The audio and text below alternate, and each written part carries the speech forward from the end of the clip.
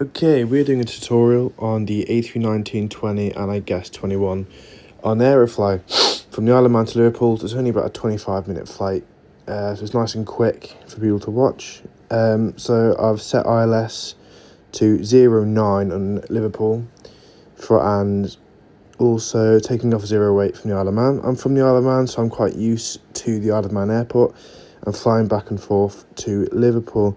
I've set the altitude for 13,000 feet because that is pretty much all you can go to for this short flight.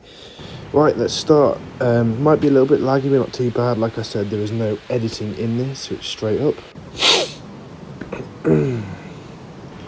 So all views, basic tutorial on what to do. So this is how to change navigation systems, the range of the map. Obviously we're on the ARC at the minute, down to 80, 40, etc. The TCAS standby, if people don't know, TCAS is pretty much traffic in the air from other aircraft. And yeah, that's pretty much what TCAS is, pretty simple. Right, let's move on.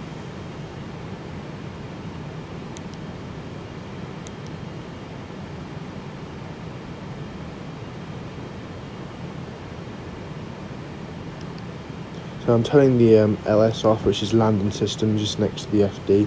That just, you use that coming into land just so the localizer and the glide slope attaches, so that little button you can turn off. So we'll turn the engines on. First of all, you have to select the ground start ignition, starting number 2. So if we go down to the engine systems here, you can see number 2 starting to power up now.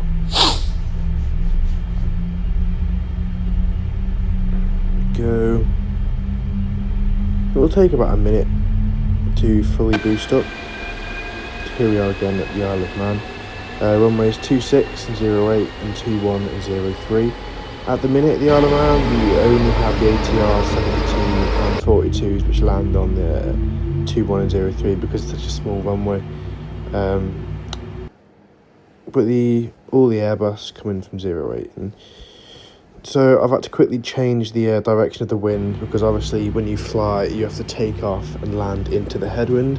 So if we're taking off from 08, we need to set the wind more towards the 08, 0 degrees instead of the 26 which I normally use. So we're down to the flight plan now, which shows you all the details and going there. So these are all the speed and altitude you'll be flying to. And then if we click on to the radio nav, this is the ILS frequency. So we're putting 11115 in, tap it into the LS-frequency. That makes sure the ILS catches at Liverpool. We'll start up number 1, get that boosted up now.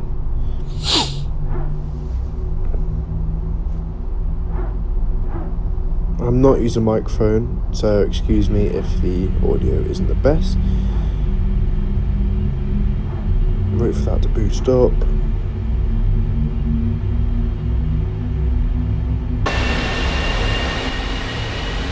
Very good game. I'm using the global most updated system, so it now actually has the Airbus A320 Neo as well, which is very fun to use.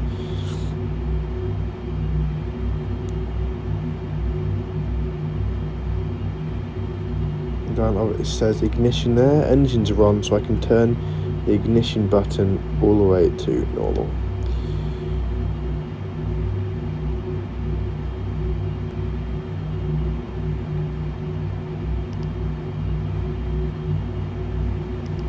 These are all the information. So we've got engine, we've got bleed, APU, doors, electric, wheel, hydraulics, etc. like that. So we'll be going through doing a few system checks now. So first thing we'll be doing is the ailerons, so elevators, up and down, rudder, left to right, speed brake up, working fine, all arrows are up.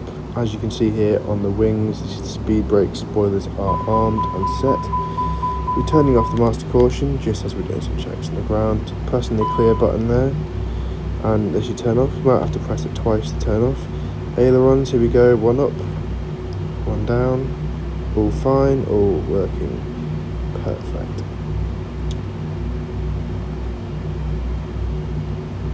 Okay, so first of all, we turn the APU off. And we'll start to head out to runway 08. So, here we go.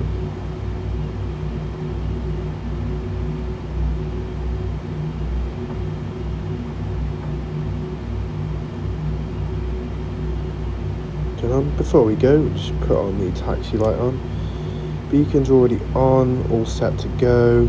We'll set the parking brake off and we'll start to head down to runway 08. Unfortunately, on the Isle of Man area, these two aircraft, I think it's a 757 and -8, I think it is.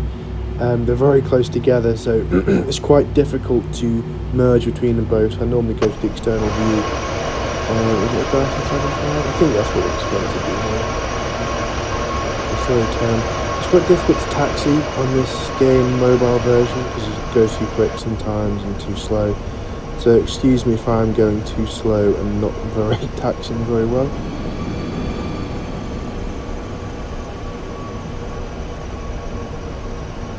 As you can see by on the wings, both aircraft are very close together, so you have to be so careful not to make contact with the two aircraft. Yeah, it is meant to be a 757, definitely.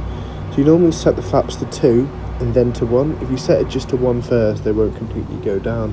So set it to 2, make sure the flaps go down, then set it back up to 1 again. There we go. So the ground speed is 15. In all aircraft, you're not actually supposed to go over 20 knots on the ground, as that is classed as speeding on taxiways. So we need to keep the speed down fairly. If you go into the tower view now, it looks like we're speeding like crazy, but we're not. It's just the way the animation is. We'll start making our right turn.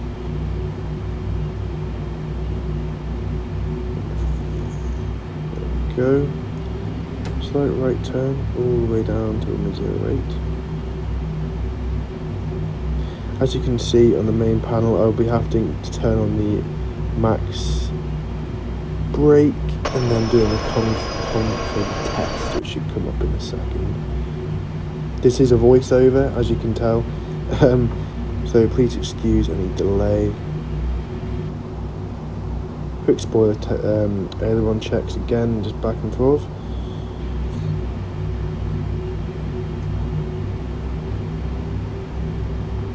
Trying to merge from no throttle up to down to 10, back down again. It's quite a sensitive throttle. So we go down here, we've got auto brake max, so just there, we'll tap that on. And config test, which is over there. Again, just backing off the brakes slightly. It does taxi with no throttle, but not very quick, so you just have to up it every now and then. So right now, I'm a cabin crew, so I'm used to a lot of the in-flight deck and cabin crew systems. So just before we go onto the runway, you have to press the FWD, which is the cabin crew signal, the bing bong. That informs the cabin crew to prepare the cabin for takeoff. That's in every aircraft. That's standard procedure. So right now I'd be asking the control tower, this is easy, I don't know, 145, request permission, line up and wait, runway 08. Line up and wait means you literally line up and wait on the runway. Or you can do immediate takeoff, runway 08, which is obviously straight away takeoff. Slightly foggy-ish day I've set it to, which is quite interesting, it's quite nice. So we'll just line up, not the best straight, again it's quite difficult on a mobile device to make it completely straight. I'm doing this off an iPhone 16 Pro Max, it's quite a big screen, which is nice to have. So just before we take off, we have to put the strobe on, the strobe light. I'll quickly put the brake on first. I'll turn on the strobe light, landing lights, runway light, and the taxi light to take off.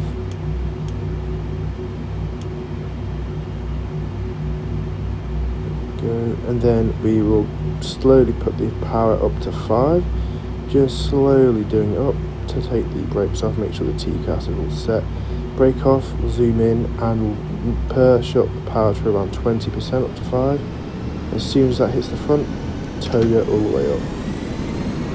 So as you can see on the artificial horizon, I have the cross that is just under the dark. When you get to about 80 knots, you lift it up so the white cross is in the middle. You have the 1, which is the V1, so it's V1 and then we'll rotate. So you start, it's quite a difficult one pulling off, but you'll now start to come off. You've got a positive rate climb, then you press the gear up. So underneath the throttle there, you've got the 3 little diamonds, well, triangles, my apologies. You click them and the wheels go up. On there you follow the flight director, which is the 2 green lines. You need to put the aircraft wingtips, the 2 black, on level with the green, if that makes sense. We'll see what I'm doing now. So under there it says above their speed, you bring down the throttle so it says level climb. That is pretty much when you get to about 1,000 feet in the air. So as you can see, I'm trying to get my little black dot in the middle of the green cross. That is what your flight director is telling you to do. So when you get to about 20-ish knots-ish, 220 knots-ish, you can put the flaps on to 0 and begin your flight. You can turn autopilot on then, AP1, and let the plane fly itself. We've got different things in the aircraft. I normally press the little ding there again, just let the cabin crew know they can get off their seats. And realistically, I reckon about 5,000 feet they start their service. To Liverpool, they don't normally do one because it's only 25-minute flight. They don't normally do a service on it. I've been on this flight so many times, and they normally go to about 16,000 feet-ish, which is not very high at all. Here's different systems at the airport. You've got the waypoints, traffic.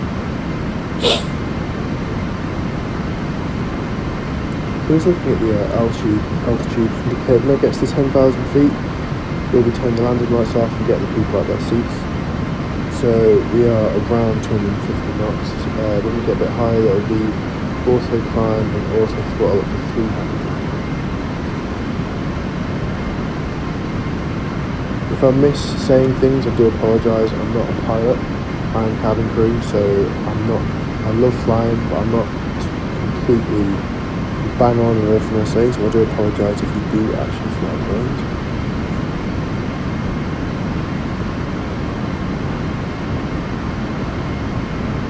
Now speaking to a Airbus captain, so here we are. So you pull ST button, you push that in, which turns the STD, which stops that little flashing thing.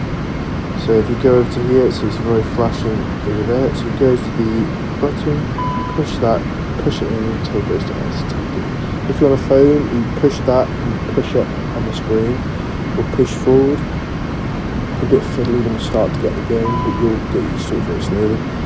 So I can just press the master caution button, press clear again, like I showed you before, clears it all off. So 5, 6. So on the little on the panel, we've got a little blue triangle tick you can see inside. So it's 10,000 feet. So turn all the lights off, and to get the people out of the seats, to turn the seatbelt signs off. So that's all good. As you can see, if I do zoom down now, give it a pause when we get there. It shows you where our top of climb and time of descent is. Top of descent.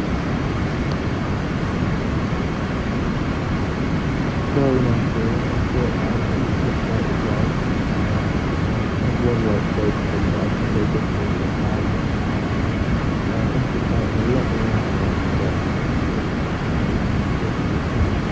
a little black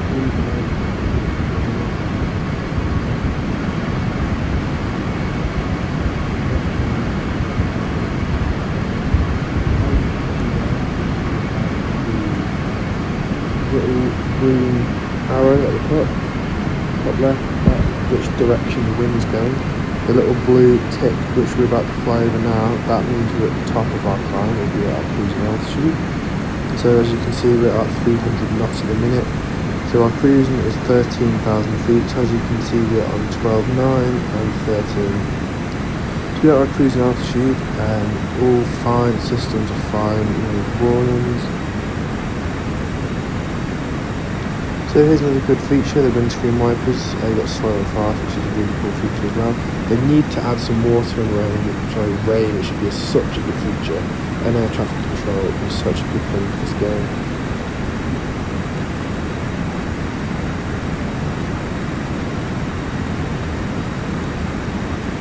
There's the running finder. Again, I apologise if I am mispronouncing things and calling things wrong. I'm just doing what I know. This is made for pretty much all ages. If you're 80, 90 and want to fly a bit of flight sim, you don't have the funds to get a proper one with Thrustmaster or anything, you can just download this on your phone. You pay £10 or something monthly. It's the best thing I spend on money on. It's a worth it thing. So as you can see, the little white tick there coming up to, that's our top of descent. So we'll be turning our altitude down to, I think it's around 2,000 feet. We'll go down to our flight plan in Paris now.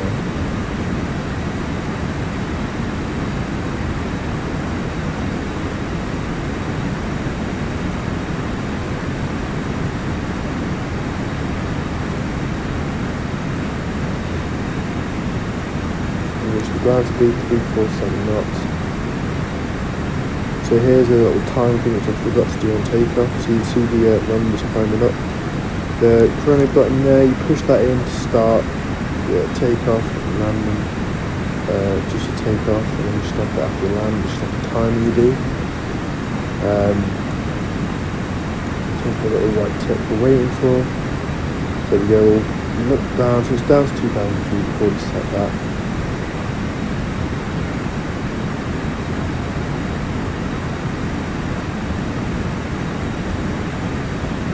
As soon as we hit that, we press on the altitude button in, so we start our descent down into Wallasey. I think which is one of the waypoints that we use is Wallasey, which we should be flying over, I think.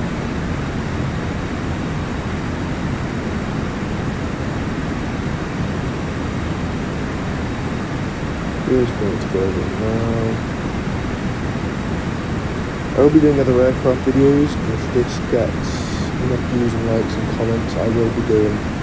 I can do more Airbus, a couple of Boeing, it's like 73, whatever, 74, pretty much do both all of them. The Dash 8 is actually probably my favourite one to fly, which is very easy but not, it's obviously the propeller. There we go, decelerate over the right things, we go over to the altitude, push it in. Now we'll start our descent into Liverpool. As you can see, the flight director is slowly going down under our artificial horizon in the middle. The speed is constant, but it might go up due to us going down.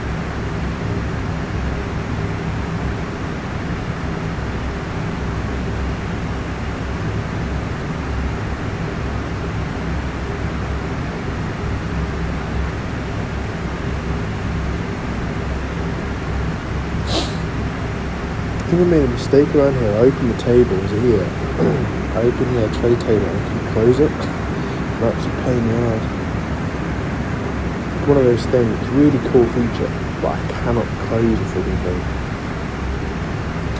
So if you're going too quick in the air, you can apply the speed brakes in the air like that, half and then full. That just slows the aircraft down if you're going a little bit too quick in the air, and then obviously fully deploy on the ground during landing.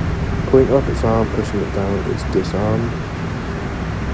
Again, I love the fact you can do all the things inside the flight deck. It's such a cool feature to have.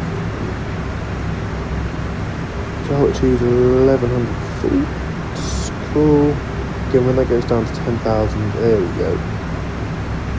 Again, a great feature. I was tapping the screen like crazy and I couldn't close this damn thing. Just clicking all over the board.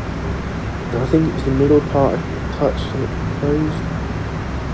I don't remember, it's a cool feature, but my days it's not there yet. It's an absolute pain in the ass. Speeds, obviously the speed's coming down. It goes down to 250. I think it should do on descent, about 250 knots. So right now you're doing a little car announcement saying, you know, we just started initial descent to Liverpool. The weather is blah blah blah blah blah. We hope you enjoyed the flight with us, all that. So when that gets down to 10,000 feet, we'll turn the landing lights back on again.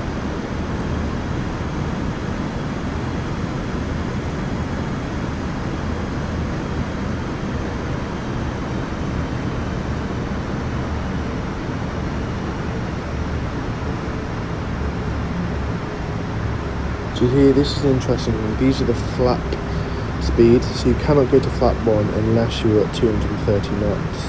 Flap 2, 3 and full, etc. The flap 1F isn't really a thing, I don't think, on this aircraft, I'm not sure. So we're past 10,000 feet, everything on, landing lights. If someone does know what you want F means, please comment it, because I'm not actually sure. Here we go, so we're just going to start our slight, I think we make our little left turn to then turn right, I'm pretty sure, just to get there.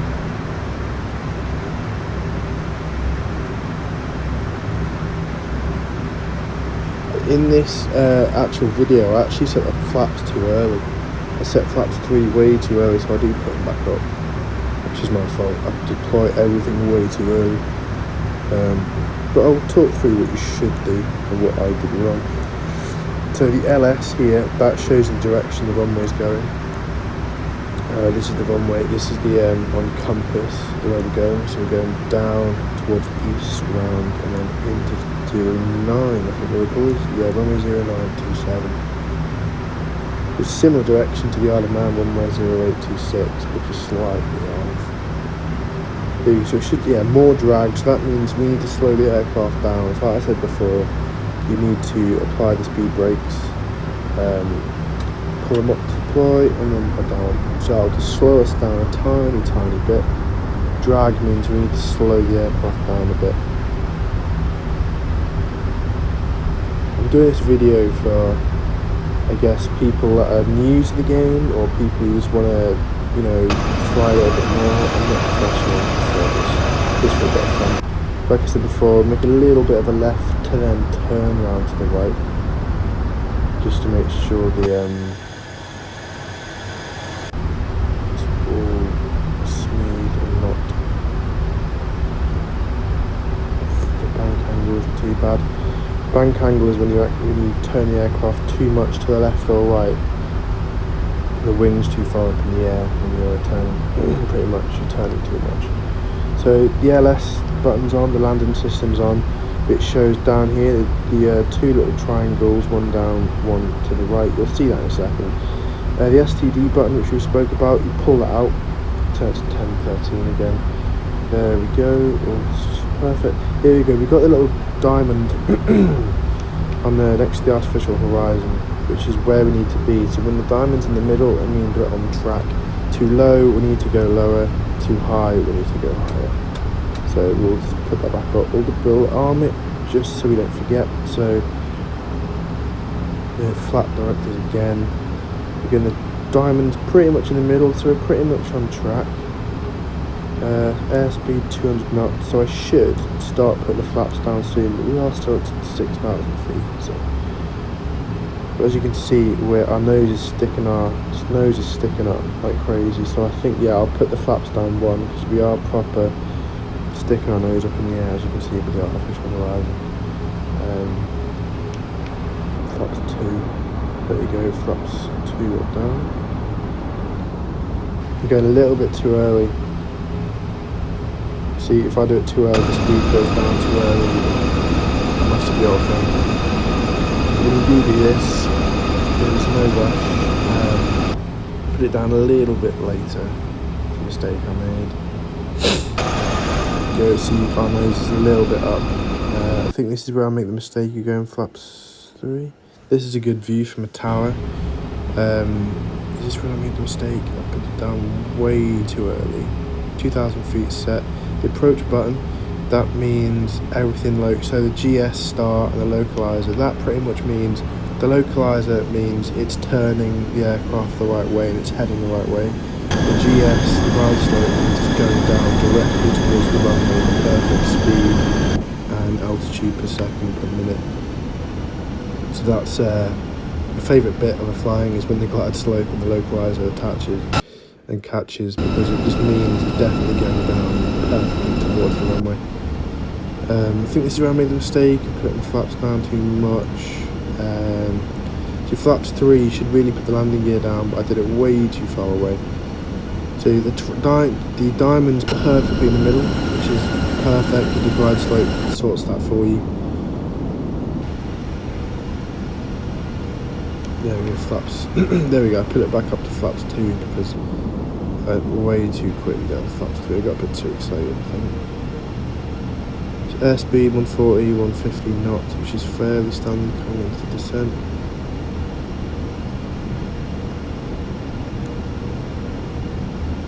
There's Wallasey. If you go back, you can see the little blue little mark that says Wallasey, WAL, which is the Wallasey marker.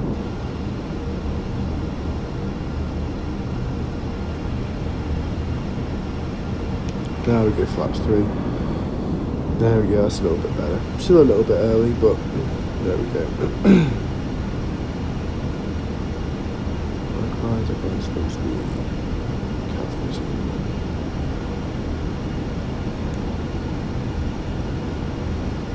So as soon as we see the runway, which there we can see just about, it's a little bit glitchy because the Wi-Fi isn't the best in my apartment. It's not the best. I am planning to get new Wi-Fi.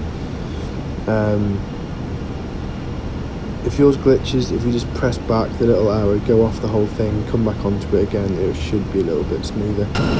So here we go, flaps full, gear down. So when we put the gear down, just let the cabin know that it's just let it down.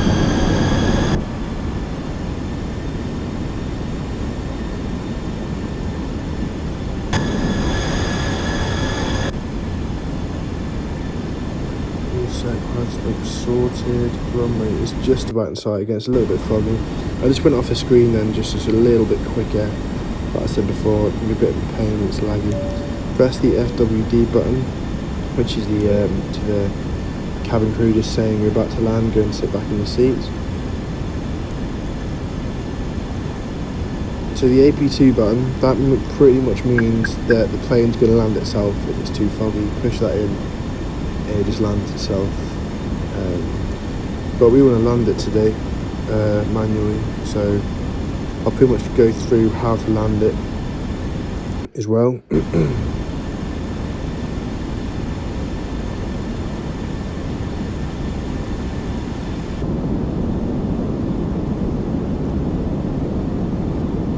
Great views of this game.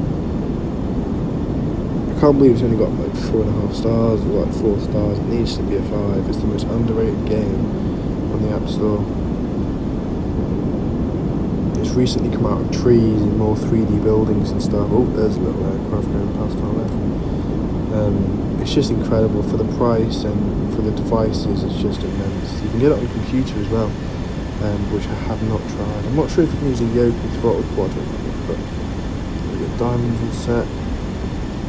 Perfect. So as we're coming in, you can see a couple of white lights on the right hand side. They're called PAPI lights, so they're red and white. If they're all white, it means you're too high. If it's the majority is red, you're too low.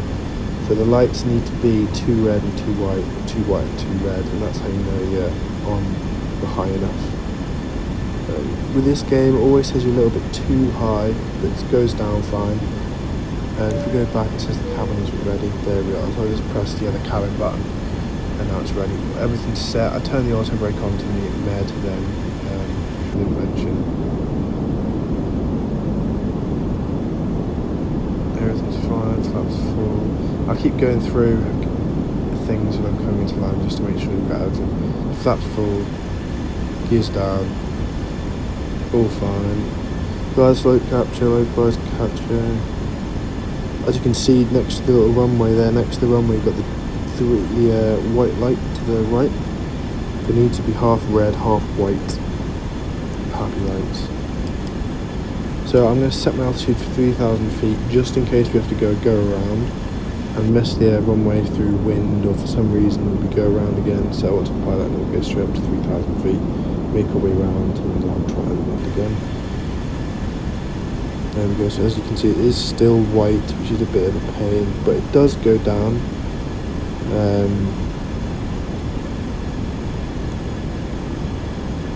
Yes, as soon as you can see, it's directly down.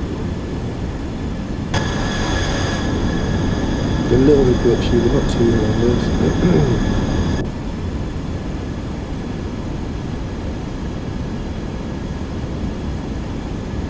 Coming to 09 is really good because you go over the Mersey and see all the boats, and it's really cool coming this way. It's rare, the wind normally goes from 2.7, but landing 08 is always quite fun.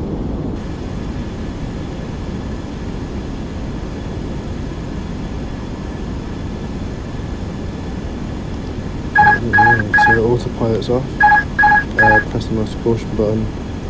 So this is all manual flying now. Trying to follow the little diamond. See, again, I try and forget that and focus on the little white light on the right. So I need to find a couple of red. So there, you can kind of see a bit of a red one there. 500.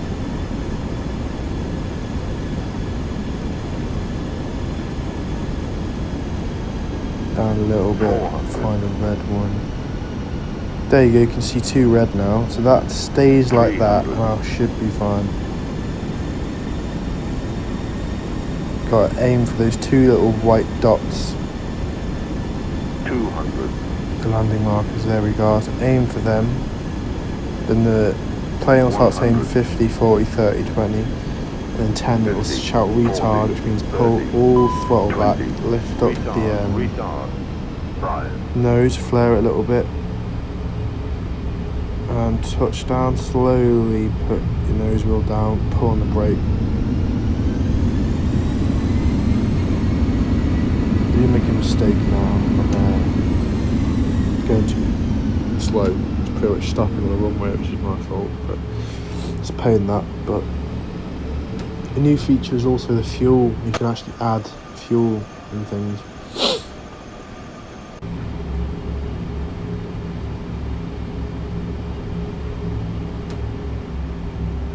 Whole throttle on the ground, no throttle, a little bit more.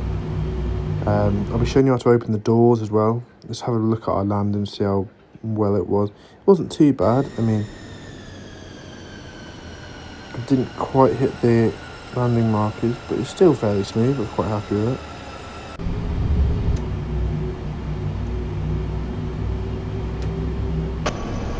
So our spoilers are still up. You can do it manually and deploy them, but if you put all the throttle all the way up, it does turn them off.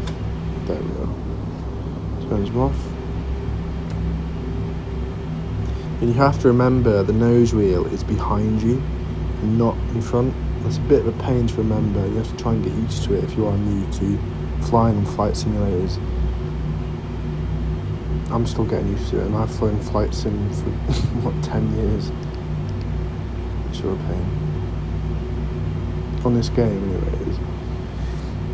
Anyway, this is pretty much the flight. What we'll do is we'll put the APU on and then press start. So if you don't know what the APU is, it's like a little third engine at the back of the plane. Next time you go flying, you'll see the little hole at the back of the aircraft, and next to the below the rudder you'll see a big like hole thing, which is like a little third engine which boosts the plane up when the engines are off. Flaps up. It gives you the air conditioning, all the power you need when there's no engines on, and then we'll turn on the external power as well.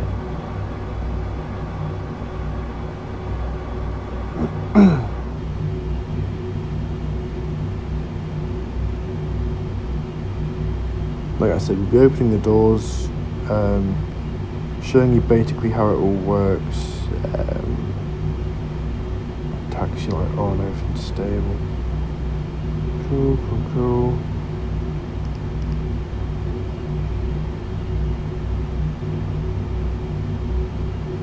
So we'll actually be using the stands EasyJet normally use, which is pretty much straight in and straight over, which is EasyJet's standard stands at LPL. Yeah, I apologise, I'm taxiing very quickly, and like I said at the Isle of Man, only try and taxi to around 20 knots on the ground, and try not to go over. And we're another Aer Lingus A320. Again, we are in the A319, and when you're coming to land in the A319, you need to flare the aircraft, which means you pull the nose up into land a little bit more because it's a smaller aircraft. The A320, not as much. In the A321, you only flare a tiny bit because it's got such a big arse. You've got to come down a little bit less heavy on the back, if that makes sense. So I messed this bit up as well coming in to taxi. I don't know why I didn't do it properly. What I normally do to taxi is actually come to the external view and go in the view of actually directing aircraft in, which actually helps. I'll show you in a second. It really helps taxiing in.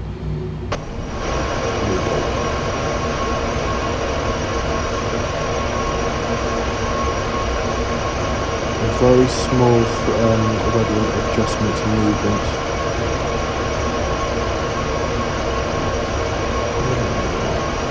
So the red light is called a beacon, so you only turn that off when all the engines are off. That pretty much means all the ground staff can come towards the aircraft and not get hurt, pretty much.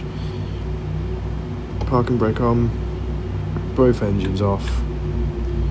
The APU's on, so it'll all be fine, like standard.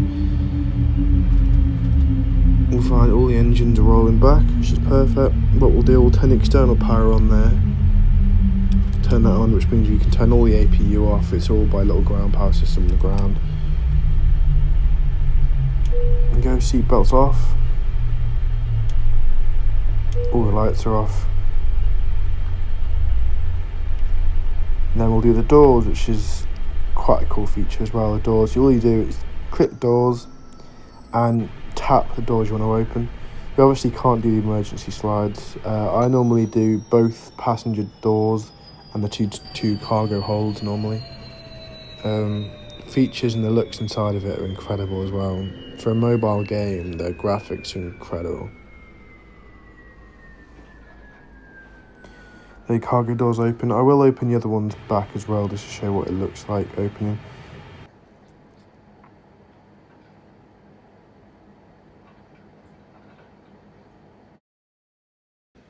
Well, I hope you enjoyed the video anyway. It was really nice to make. I'll be doing other aircraft if you want me to. Let me know which ones in the comments. Thank you very much.